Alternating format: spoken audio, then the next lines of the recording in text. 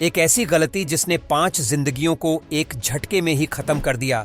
इस घटना के बारे में सुनकर आपका भी दिल कांप जाएगा। दोस्तों, 8 अप्रैल 2017 एरिक और उसके साथ 5 और लोगों का एक हाइकिंग ग्रुप माउंट हार्वी के टॉप पर जा रहे थे और अभी कुछ ही दूर थे कि एरिक ने सबको कहा कि वह काफी थक गया है और उसको कुछ मिनट के लिए रेस्ट करनी है, तो बाकी लोग अपना सफर जारी रखें। बाकी के 5 मेंबर्स एग्री हो गए और वह एरिक को अकेला छोड़कर आगे बढ़ने लगते हैं। लेकिन उनको क्या ही मालूम था कि यह कदम उनके आखिरी कदम होने वाले हैं। माउंट हार्वी, जो कि एक एरिया लाइन बे में, जो कनाडा के प्रोविंस ब्रिटिश कोलंबिया में है, ये माउंटेन सी लेवल से 5420 फीट यानी 1650 मीटर ऊपर है और इसके टॉप से ब्रेथ टेकिंग व्यूज मिलते हैं। इसीलिए लोग पागल हैं। इस माउंटेन के टॉप पर जाने के लिए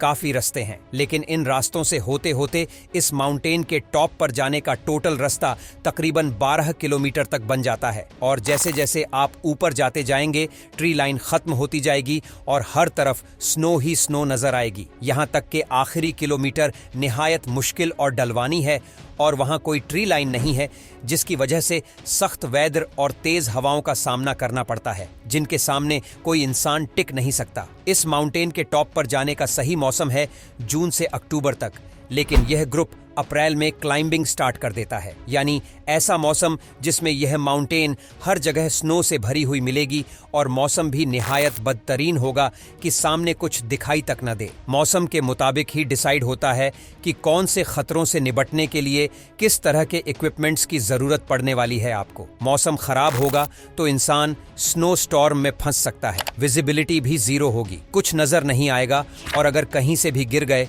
तो आसानी से 1000 फीट नीचे चला जाएगा। बंदा ये तो शुक्र है कि इस ग्रुप में जो 6 लोग थे, उनमें से 3 लोग एक क्लब से बिलोंग करते थे और बाकी के 3 लोग दूसरे क्लब से बिलोंग करते थे और इनका तजुर्बा भी ज्यादा था और ऐसी चटाइयाँ वह लोग पहले भी चढ़ चुके थे और हर वीक में इन सब लोगों में से कोई न कोई किसी न किसी ट्रेल पर ही होता था। वैंकूवर के एरिया में जब एरिक ने सबको बोला कि आप लोग चलते रहो, मैं थोड़ा सा सांस ले लूं, तो उसने सबको कहा कि मेरा वेट मत करें, मेरे बगैर ही जाए, मैं कुछ ही देर में आप लोगों के साथ आकर मिल जाऊंगा। बाकी के सब लोग माउंटेन के टॉप की तरफ रवाना हो गए। माउंट हार्वी का समिट यानी टॉप पॉइंट बहुत ही यूनिक है और दूर से देखने से आप आसानी से इस माउंटेन को आइडेंटिफाई भी कर सकते हैं।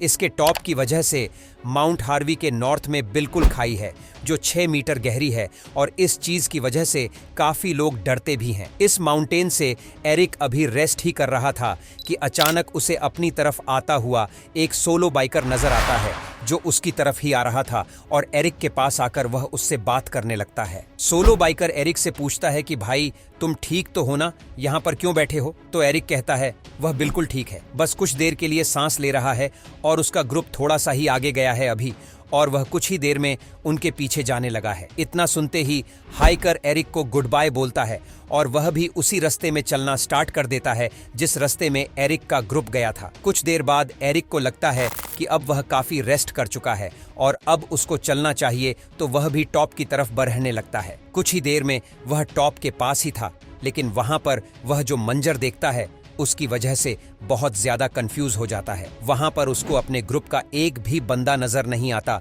और सिर्फ वही हाइकर नजर आता है जो कुछ देर पहले ही उसके पास से गुजरा था। वह एरिक की तरफ घबराए हुए देखता है और उसको बहुत अफसोस के साथ बताता है कि उसके साथी यहाँ से नीचे गिर चुके हैं। दोनों घबरा गए और फौरन अपने मोबाइल फोन चेक करने लगते हैं, लेकिन इतनी हाइट पर कोई सिग्नल नहीं होता। अब दोनों एक दूसरे की तरफ देखते हैं कि वह क्या करे, क्योंकि इमरजेंसी सर्विसेज को कॉल तो लग नहीं सकती। कुछ देर सोचने के बाद जब दोनों को कोई और ऑप्शन नहीं मिलता तो वह वापस निकलते हैं कि कहीं पर जाकर तो सिग्नल आएंगे, लेकिन सिग्नल्स की तलाश में वह बिल्कुल माउंटेन से नीचे उतर आते हैं और फिर उनको सिग्नल मिलता है। फौरन से पहले वह इमरजेंसी सर्विसेज को कॉल करते हैं और यह गुमान करने लगते हैं कि जिस साइड पर वह गिरे हैं वहां से बचना बहुत ही मुश्किल है। शाम के 4 बजे इमरजेंसी सर्विसेज में कॉल आती है और 1 घंटे के अंदर अंदर रेस्क्यू टीम अपना रेस्क्यू मिशन स्टार्ट कर देते हैं। एरिक यह बात जानता तो था कि माउंट हार्वी से गिरने का मतलब है कि जिंदगी से हाथ धोना। लेकिन फिर भी वह इसी उम्मीद में था, किसी तरह उसके 5 साथी अभी जिंदा होंगे और वह इंतजार में होंगे कि कोई उनको बचाने आएगा। 40 से ज्यादा लोगों ने इस रेस्क्यू मिशन में हिस्सा लिया। इनके पास 2 हेलीकॉप्टर्स और सर्च डॉग्स भी थे जो बहुत देर तक माउंट हार्वी पर हाइकर्स को तलाश करते रहे, लेकिन वेदर की वजह से बहुत मुश्किल होता जा रहा था।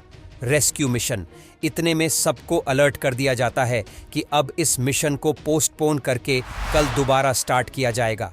अगले दिन दोपहर के वक्त 4 हाइकर्स को आइडेंटिफाई कर लिया जाता है, लेकिन पास जाने पर पता लगता है कि ये लोग अब जिंदा नहीं हैं। इनकी बॉडीज के पास इनकी चीजें बिखरी पड़ी नजर आती हैं, जैसे कि स्नो शूज और हाइकिंग का सामान। कुछ ही देर में आखिरी हाइकर्स को भी आइडेंटिफाई कर लिया गया, लेकिन बदकिस्मती से वो भी जिंदा नहीं था। अब मिशन खत्म हो चुका था। इनकी फैमिलीज को आगाह करने के बाद उनको बॉडीज दे दी जाती है, लेकिन सबको एक ही बात तंग कर रही थी कि आखिर ये क्यों हुआ। इन लोगों का इतना तजर्बा भी था, फिर भी ये हादसा क्यों हो गया। किसी भी तरह की कोई फॉर्मल इन्वेस्टिगेशन तक भी नहीं की गई, क्योंकि माउंटेन एक्सपर्ट्स को अंदाजा हो चुका था असल में हुआ क्या है। जैसे ही ग्रुप एरिक को छोड़कर आगे बढ़ता है तो स्नो पर चलते चलते वो लोग टॉप की तरफ जा रहे थे कि रास्ते में एक जगह पर एक व्यू को देखने के लिए सब रुकते हैं। उस व्यू की खूबसूरती इतनी थी कि किसी से रहा न गया। इतने में ये लोग एक लैच पर चलने लगते हैं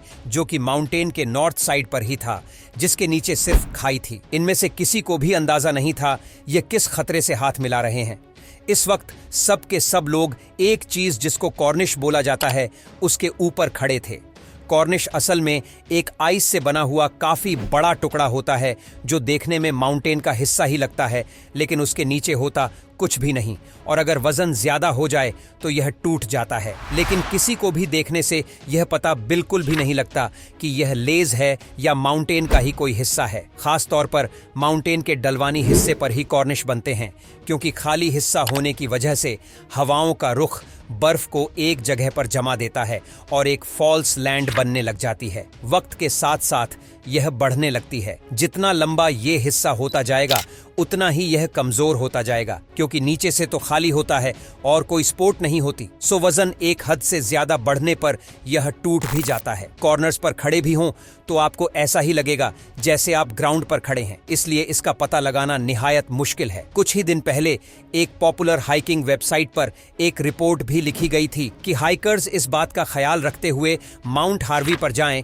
कि इस पर बहुत ज्यादा तादाद में कॉर्निश बन चुके हैं। तो जिस वक्त ग्रुप इस कॉर्निश पर था, वजन ज्यादा होने की वजह से वह बर्फ का हिस्सा टूट जाता है और इसके टूटने के साथ सब के सब 1600 फीट यानी 500 मीटर गहरी खाई में जा गिरते हैं। यह सोचा जा सकता है कि नीचे भी तो बर्फ ही थी, लेकिन इतनी हाइट से गिरने पर किसी भी चीज पर गिरना जानलेवा ही होगा। उस दिन बेस पॉइंट पर जहां ग्रुप गिरा उस जगह एवलांच आया हुआ था, जिसमें सख्त आइस होती है। जब ग्रुप नीचे गिरा तो वह सॉलिड ग्राउंड पर ही आकर गिरे, जिसकी वजह से उनकी बॉडी ही टूट गई। उस दिन एक और हाइकिंग मेंबर जिसने इस ग्रुप के साथ होना था, तबीयत की खराबी की वजह से इनको ज्वाइन न कर सका और वह बिल्कुल तैयार भी था जाने के लिए, लेकिन अचानक से उसका मूड बदल गया और इसी वजह से उसकी जान बच गई। आज के लिए बस इतना ही, मिलेंगे नेक्स्ट वीडियो में, तब तक के लिए बाय। वीडियो में तब